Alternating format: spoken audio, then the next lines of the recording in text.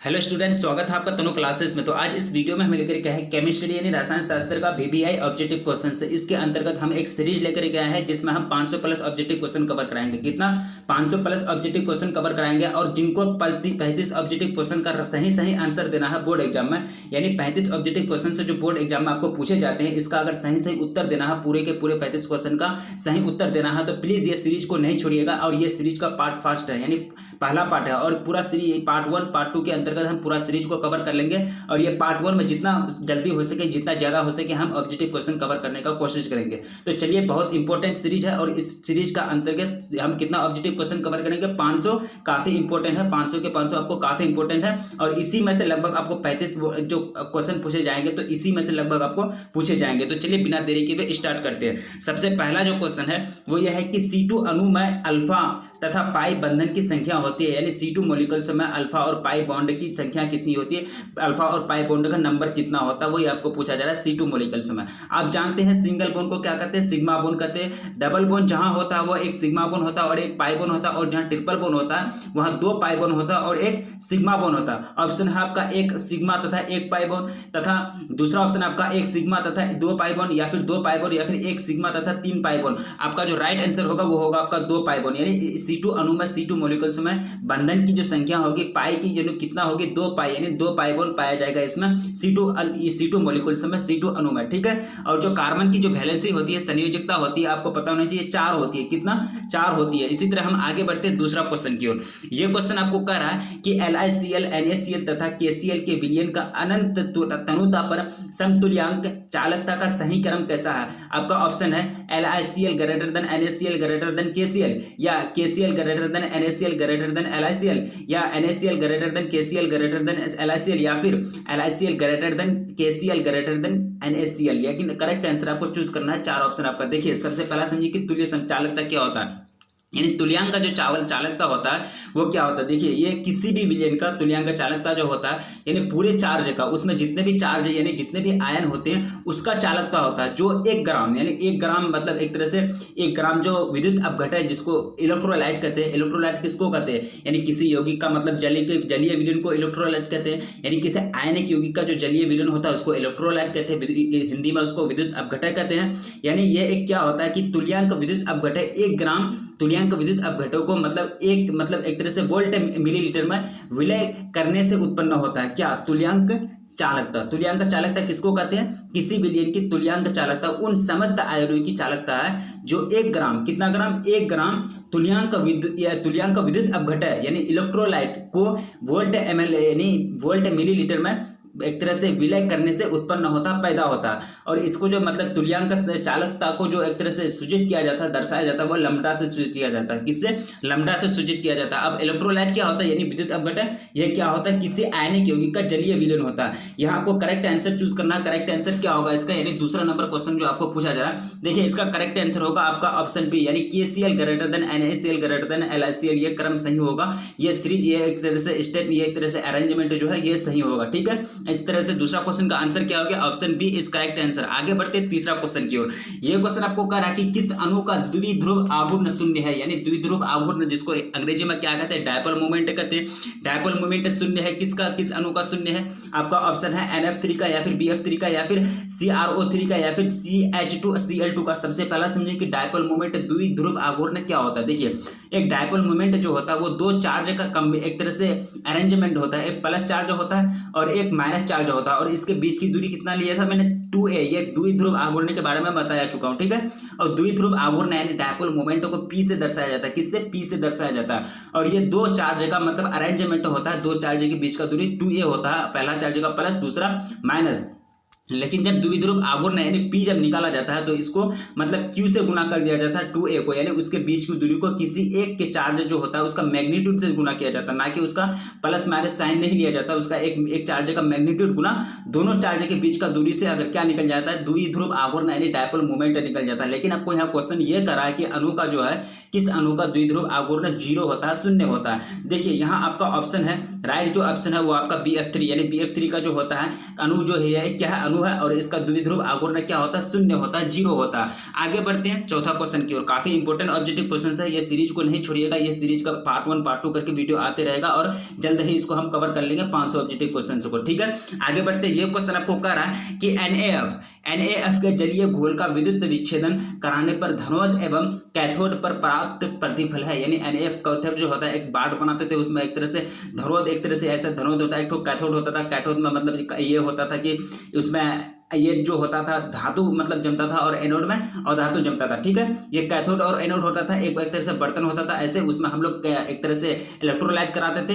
लेकिन यहाँ कह रहा है कि NaF के जलीय विलयन यानी जलीय घोल एक ही है का विद्युत विच्छेदन कराने पर धनोद यानी एक तरह से धनोद एवं कैथोड पर क्या होता है, प्रतिफल जो प्राप्त होता है वो होता है F2N2Na या फिर F2H2 का या फिर O2Na का या फिर O2H2 का। यानी NaF का जलीय घोल में जो एक तरह से विद्युत विच्छेदन किया जाएगा, धनोद और कैथोड यानी एनोड और कैथोड पर क्या प्राप्त होगा वही आपको पूछा जा रहा है। देखिए आपको जो प्राप्त होगा वो होगा O2H2 यानी O2 किस पर धनोद पर पाया जाएगा और H2 किस पर कैथोड पर पाया जाएगा, H2 कैथोड पर और O2 धनोद पर पाया जाएगा। इस तरह से राइट आंसर क्या हो गया चौथा नंबर क्वेश्चन का, ऑप्शन डी। आगे बढ़ते हैं, ये क्वेश्चन आपको पूछ रहा है कि ROH plus CH2N2 ROH plus CH2H2 इस प्रतिक्रिया में निकलने वाला समूह है, क्या निकलेगा इस समूह में, इस प्रतिक्रिया में वही आपको पूछा जा रहा। CH3 निकलेगा, R निकलेगा, N2 निकलेगा या फिर CH2 निकलेगा, क्या निकलेगा इस अभिक्रिया में।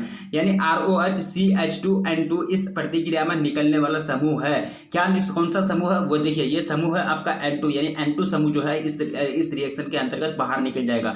जब ये रिएक्शन को आप डन कीजिएगा तो ये इस रिएक्शन के अंतर्गत इस प्रतिक्रिया के अंतर्गत क्या मतलब कौन सा समूह बाहर निकल जाएगा, N2 समूह बाहर निकल जाएगा। इस तरह से क्वेश्चन पांचवा क्वेश्चन का राइट आंसर ऑप्शन सी होता है आपका N2।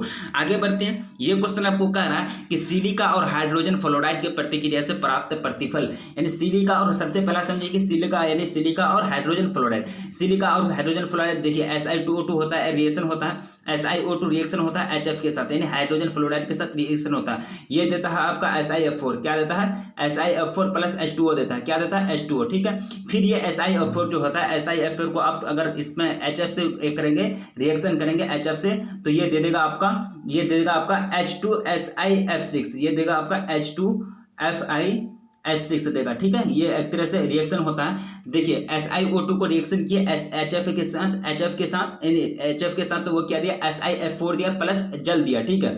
लेकिन अब एक तरह से इसको मतलब SiF4 को फिर जल के साथ SiF4 को फिर SF के साथ रिएक्शन किए यानी HF के साथ रिएक्शन किए तो वो क्या दिया, वो आगे चल के क्या दिया H2SiF6 दिया। लेकिन यहाँ आपको क्वेश्चन करा है कि सिलिका और हाइड्रोजन फ्लोराइड के प्रतिक्रिया से क्या प्राप्त होगा, SiF4 प्राप्त होगा, H2SiF6 प्राप्त होगा या फिर H2SiF4 प्राप्त होगा या फिर H2SiF3 प्राप्त होगा, क्या प्राप्त होगा यानी H2SiF6। देखिए यहाँ जो आपका ऑप्शन है राइट ऑप्शन है आपका ए यानी SiF2 होगा, SiF2 होगा इसका राइट आंसर, SiF4 होगा, क्या होगा इसका राइट आंसर SiF4 होगा। इस तरह से यहाँ देखिए पहला हम दो यहाँ एक तरह से रिएक्शन को 2 बार डन किए, SiO2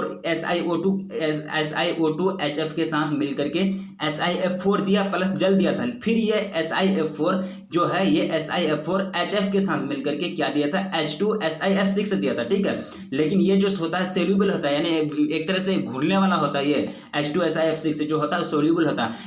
लेकिन पहला स्टेप में जो निकला था वो ये निकला था SiF4 और सेकेंड स्टेप में जो निकला था H2SiF6। लेकिन आपको आंसर क्या लगाना है, फर्स्ट स्टेप का जो आया है SiF4 लगाना है। आंसर क्या हो जाएगा इसका राइट SiF4 हो जाएगा छठा नंबर क्वेश्चन का। आगे बढ़ते हैं, ये लेकिन 2 स्टेप था, फर्स्ट स्टेप में ये निकला था तो ये पहला निकला था SiF4 वो राइट होता है। आगे बढ़ते हैं, ये क्वेश्चन आपको कह रहा है कि 0.1 मोलर BaNO3 का घोल 1/2 गुणांक 2.74 है तो विघटन स्तर क्या होगा। ये एक न्यूमेरिकल बेस्ड क्वेश्चन है, आपको एक तरह से हल करना है इसको, ठीक है। 0.1 मोलर जो है BaNO3 का घोल है, ठीक है, यानी एक तरह से उसका मिलियन है का जो एक तरह से उसका 1/2 गुणांक कितना है 2.74 है, तो उसका विघटन स्तर क्या होगा 91.3% होगा, या फिर 87%, या फिर 100%, या फिर 74%, कितना परसेंट होगा। देखिए उसका परसेंटेज होगा आपका 87%। कितना परसेंटेज हो जाएगा 87%। अगर 0.1 मिलियन यानी 0.1 मोलर अगर इसका घोल को देंगे, यानी BaNO3 का घोल को एक तरह से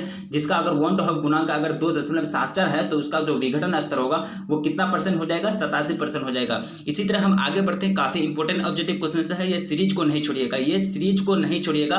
500 के 500 जो हम ऑब्जेक्टिव क्वेश्चन कराने वाले हैं सारे के सारे इंपॉर्टेंट्स हैं। अब आगे बढ़ते हैं, ये क्वेश्चन आपको कह रहा है कि किसका +2 ऑक्सीकरण अवस्था सबसे स्थिर है, किसका +2 ऑक्सीकरण अवस्था सबसे स्थिर है, SN का स्थिर है, AG का, या फिर FE का, या फिर PB का। देखिए यहाँ जो एक तरह से राइट आंसर आपको चूज करना है कि किसका एक तरह से 8वां क्वेश्चन आपको पढ़ा है कि किसका ऑक्सीकरण एक तरह से जो अवस्था होता है, सिचुएशन होता है, स्टेट जो होता है वो सबसे ज्यादा स्थिर होता है, लोकेटेड होता है। ठीक है, देखिए ये जो होता है ये PB का होता है, किसका PB का होता है, यानी प्लम्बम जिसको कहते हैं, एक शीशा जिसको कहते हैं। ठीक है, 8वां क्वेश्चन कवर हो गया। आगे बढ़ते हैं, ये क्वेश्चन आपको कह रहा है कि केनिजारो प्रतिक्रिया, केनिजारो रिएक्शन आप पढ़ चुके हैं, केनिजारो प्रतिक्रिया, केनिजारो रिएक्शन नहीं प्रदर्शित करता है। किस चीज को प्रदर्शित नहीं करता भाई, फॉर्मल्डिहाइड को, या फिर एसिटल्डिहाइड को, या फिर बेंजल्डिहाइड को, या फिर फरफ्यूरल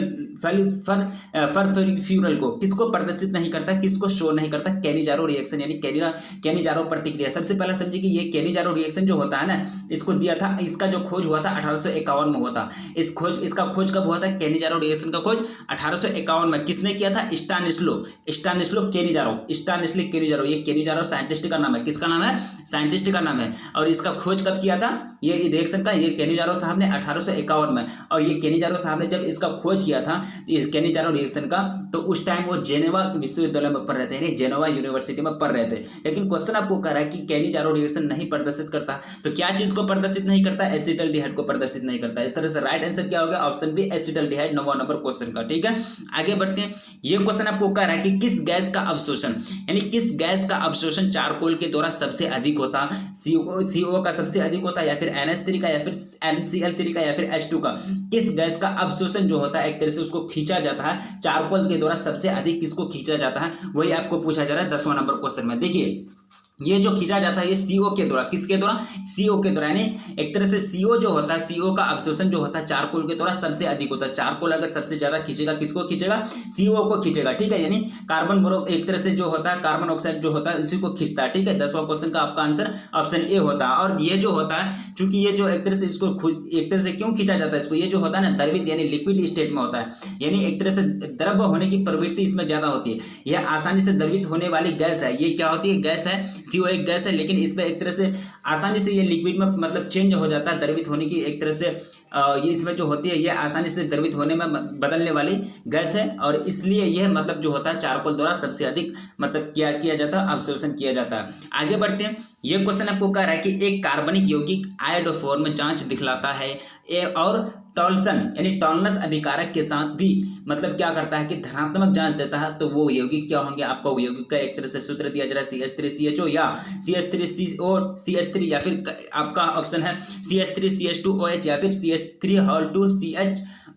राइट आंसर आपको चूज करना है 11वां नंबर क्वेश्चन का। 11वां नंबर क्वेश्चन को जो राइट आंसर होगा वो होगा आपका CH3CHO, यानी CH3CHO इसका राइट आंसर होता है। ये कंपाउंडर का ये यौगिक का जो मतलब सूत्र होता है वो क्या होगा, CH3CHO। इस तरह से ऑप्शन ए इसका राइट होता है 11वां नंबर क्वेश्चन का। आगे बढ़ते हैं, यानी एक जो है यहाँ मतलब एक कार्बनिक यौगिक है जो मतलब आयोडोफॉर्म को दिखलाता है, आयोडोफॉर्म समझते हैं, आयोडोफॉर्म को वो शो करता है। और टॉलनस यानी टॉलनस अभिकारक के साथ जो होता है वो धनात्मक मतलब जांच देता है, वो जो उसको जो एक तरह से रिपोर्ट देता है, उसकी जो जांच होती है उसका, तो वो कौन सा रिपोर्ट देता है, धनात्मक यानी पॉजिटिव रिपोर्ट देता है। तो पूछा जा रहा है कि वो यौगिक कौन सा, तो वो यौगिक हो जाएगा CH3CHO यौगिक हो जाएगा। ठीक है, आगे बढ़ते हैं, ये क्वेश्चन आपको कह रहा है कि कौन अल्काइल हैलाइड सिर्फ SN2 रिएक्शन द्वारा होता है, CH3CH2X या फिर CH3Hal2CH6 या फिर CH3Hal3CX या फिर C6H5CH2X, यानी कौन अल्काइल हैलाइड मतलब जो है अल्काइल हैलाइड द्वारा सिर्फ SN2 रिएक्शन को मतलब द्वारा होता है, यानी अल्काइल हैलाइड सिर्फ SN SN2 रिएक्शन द्वारा होता है, कौन होता है? देखिए करेक्ट आंसर आपका है वो जो है CH3CH2 यानी CH3CH2X जो है वो अल्काइल जो होता है, ये अल्काइल हैलाइड सिर्फ SN2 रिएक्शन द्वारा होता है। किसके द्वारा?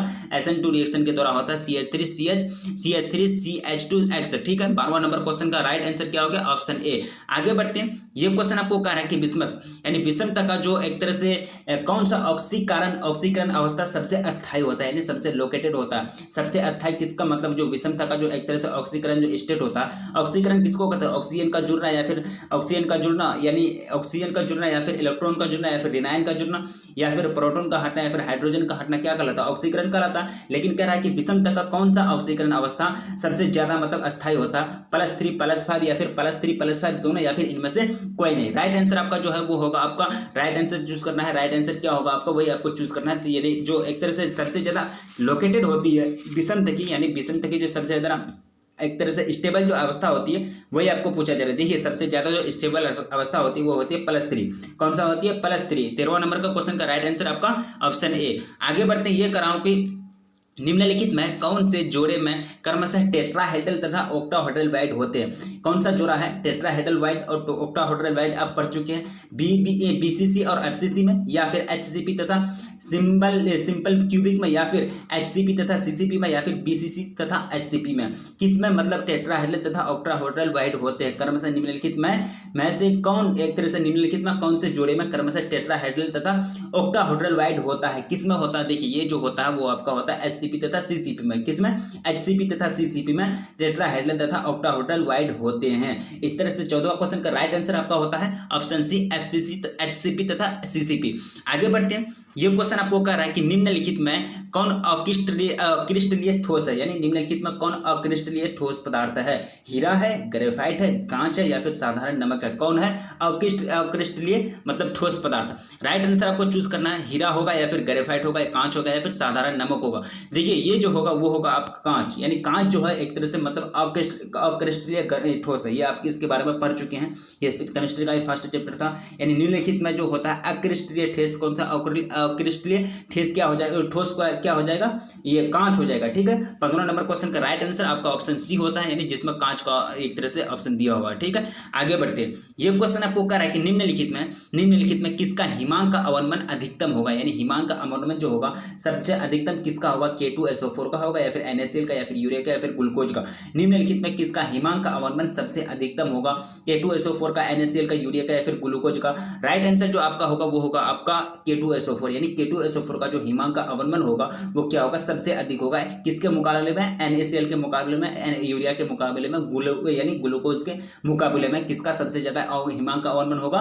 K2SO4 का। इस तरह से राइट आंसर क्या हो गया? और 16वां क्वेश्चन का ऑप्शन ए, K2SO4। आगे बढ़ते हैं, ये क्वेश्चन आपको कह रहा है कि किसी विलयन में 200 ml में 2 ग्राम NaOH घुले हैं तो विलयन की मोलरता क्या होगी? मोलरता क्या होगी? मोलरता निकालने का फॉर्मूला जानते हैं, मोलर की सिंपल से निकाला जाता है। यानी एक तरह से मोलरता पूछ रहा है आपको, यानी विलयन में कितना मतलब 200 ml में जो होता है 2 ग्राम NaOH घुले होते हैं, लेकिन विलयन की जो मोलरता होगी वो आपसे पूछा जा रहा है 0.25 होगी, 0.5 होगी, या फिर 5 होगी, या फिर 10 होगी।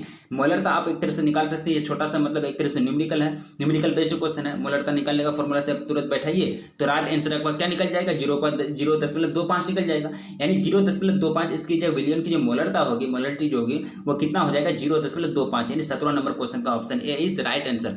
आगे बढ़ते हैं, ये क्वेश्चन आपको कह रहा है कि द्रवित सोडियम क्लोराइड के वैद्युत अपघटन से कैथोड पर मुक्त होता है। क्या मुक्त होता है? यानी कैथोड, यानी एक तरह से बांट लिए मैंने, ये कैथोड एक एनोड, ये दोनों एक तरह से क्षार होते हैं, एक का नाम होता है कैथोड, दूसरा का नाम होता है एनोड। यानी द्रवित सोडियम क्लोराइड, यह सोडियम क्लोराइड भर दिए इसमें के वैद्युत अपघटन, या इसमें से एक तरह से तार जोड़ के इसमें एक तरह से इलेक्ट्रिक पास करवा दिए, यहाँ बैटरी लगा दिए, इसका अपघटन हो गया, से कैथोड पर मुक्त होता है। अब कैथोड पर यह एनोड होता है, ये कैथोड जो होता है इस पर क्या आ जाएगा? ये क्या है? सोडियम क्लोराइड का विलयन है। ठीक है, ये सोडियम क्लोराइड का एक तरह से विलयन है, और इसमें से बैटरी लगा करके इसमें तार इलेक्ट्रिक धारा मतलब एक तरह से विद्युत धारा मतलब प्रवाहित कर दे। लेकिन इसमें क्या हो जाता है? कैथोड पर मुक्त क्या होगा? यानी जो इसका जो एक तरह से बढ़ जाएगा, ये एक तरह से टूट जाएगा, सो एक तरह से इसका जो विलयन टूट जाएगा, तो कैथोड पर कौन सा विलयन मतलब होगा, क्लोरीन होगा, सोडियम होगा, या फिर सोडियम अमलगम होगा, या फिर हाइड्रोजन होगा। देखिए ये जो होगा आपका हाइड्रोजन, ये किस पर आ जाएगा, कैथोड पर आ जाएगा, यानी मुक्त होता है, यानी कैथोड पर क्या मुक्त होता है, हाइड्रोजन मुक्त होता है द्रवित सोडियम क्लोराइड के विद्युत अपघटन कराने पर। ठीक है, 18वां क्वेश्चन का राइट आंसर आपका होता है हाइड्रोजन, यानी ऑप्शन डी। आगे बढ़ते हैं, ये क्वेश्चन आपको कहा है कि 96 यानी एक तरह से 96,500 यानी 96,500 कूलम विद्युत SuSO4 के विलयन से मुक्त करता है, यानी 96,000 यहाँ आपका ऑप्शन है, एक तरह से कूलम है, यानी एक तरह से जो कूलम है वो एक तरह से विद्युत धारा के माप दिया गया है, तो उसका नेट फिक्स क्वांटिटी आपको दिया गया है 96,500 कूलम विद्युत, जिसको मतलब एक तरह से SuSO4 के विलयन से मुक्त करता है। कितना मुक्त करता है, 63.5 ग्राम तांबा को, या फिर 31.76 ग्राम तांबा को, या फिर 96,500 ग्राम तांबा को, या फिर 100 ग्राम तांबा को। देखिए राइट आंसर आपका हो जाएगा 31.76 ग्राम तांबा को, यानी 96,500 कूलम विद्युत SuSO4 के विलयन से 31.76 ग्राम तांबा को मुक्त करेगा, फ्री करेगा। इस तरह से 19वां क्वेश्चन का राइट आंसर होगा आपका 31.76 ग्राम तांबा को मुक्त करता है 96,500 कूलम किसी भी विद्युत के SuSO4 के विलयन से। ठीक है, यानी किसी भी विद्युत के विलयन कुल एक तरह से SuSO4 का जो विलयन से। ठीक है, आगे बढ़ते हैं, ये क्वेश्चन आपको कह रहा है कि किसी अभिक्रिया यानी किसी अभिक्रिया का वेग निम्नलिखित में किस प्रकार से व्यक्त होता है, वेग बराबर Ka2b, तो इस अभिक्रिया की कोटि क्या होगी, यानी एक तरह से इसका जो कोटि होगा, यानी ये क्या आपसे पूछा जा रहा है, 2 होगा, 3 होगा, 1 होगा, या फिर 0 होगा, कोटि आपको पूछा जा रहा है। देखिए ये जो कोटि होगा वो आपका 3 हो जाएगा, यानी एक तरह से वेग का जो एक तरह से वेग को इस तरह से इंडिकेट करिए, यानी Ka2b इस तरह से अगर इंडिकेट किया गया है किसी भी मतलब अभिक्रिया के कोटि को, तो उसका एक तरह से मतलब वेग को, तो उसका जो कोटि होगा वो क्या हो जाएगा, 3 हो जाएगा। 20 क्वेश्चन का राइट आंसर क्या होगी, 20वां क्वेश्चन का ऑप्शन बी, यानी 3 इसका क्या हो जाएगा, कोटि हो जाएगा। टोटल कितना क्वेश्चन कवर किए, 20 क्वेश्चन कवर किए। ठीक है, छोटा यानी छोटा वीडियो लेकर के आएंगे और ज़्यादा टाइम नहीं लेंगे, और इस सीरीज के अंतर्गत हम 500 ऑब्जेक्टिव क्वेश्चन कवर कराएंगे। 500 के 500 के सारे इंपॉर्टेंट ऑब्जेक्टिव क्वेश्चंस हैं, और इसी में से अगर आप 500 ऑब्जेक्टिव क्वेश्चन कवर कर ले तो आपको एक तरह से टेंशन लेने की जरूरत नहीं है। 35 के 35 क्वेश्चन आपका ऐसे ही बन जाएंगे, एक तरह से ट्रिक बेस्ड भी बताएंगे कैसे इसको सॉल्व करना है। ठीक है, तो इस वीडियो में पार्ट वीडियो में हम लोग कितना 20 क्वेश्चन ऑब्जेक्टिव क्वेश्चन कवर किए, 500 में से काफ़ी इंपॉर्टेंट ऑब्जेक्टिव क्वेश्चन हैं, और इग्नोर नहीं कीजिए, अपने दोस्तों को शेयर कीजिए। चैनल पर अगर नए आए तो प्लीज़, अगर पढ़ाई सही लगा हो तो प्लीज़ चैनल को सब्सक्राइब कर लीजिए, और आप लोग कमेंट करिए, कमेंट करके बताइए आप लोग कहाँ से रहते हैं, कहाँ से बिलोंग करते हैं जरा, तो हम भी देखें कि हम कहाँ से मतलब मेरे हमसे कौन से कहाँ से लोग मतलब जुड़े हुए हैं हमसे, तो प्लीज़ कमेंट करके बताएं। और पढ़ाई अच्छा लगा हो तो प्लीज़ लाइक करें, कमेंट्स करें, क्योंकि आपका एक लाइक बहुत मतलब एक तरह से बूस्ट देता है, चैनल को बूस्ट देता है, वीडियोज़ को क्वालिटी को बढ़ाता है। आप नहीं जानते होंगे कि हमको वीडियो बनाने में कितना मतलब मेहनत लगता है, अगर मेहनत आपको पता होता तो फिर आप लाइक करने के लिए कभी नहीं बोलते। मिलेंगे फिर नेक्स्ट वीडियो में, तब तक के लिए जय।